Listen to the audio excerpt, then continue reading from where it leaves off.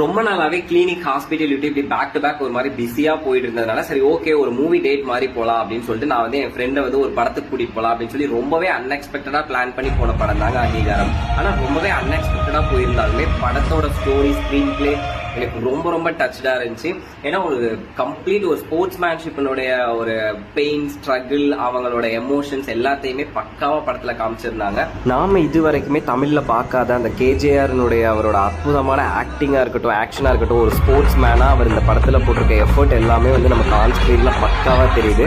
And ஜிப்ரானோட music background score ஒரு சில emotional சீன்ஸ்லாம் வந்து நம்மளே வந்து எட்ஜ் ஆஃப் த சீட்ஸ்ல உட்கார வச்சு படம் நம்மள பயங்கரமா என்கேஜ்டா கொண்டு போயிட்டு இருக்குது.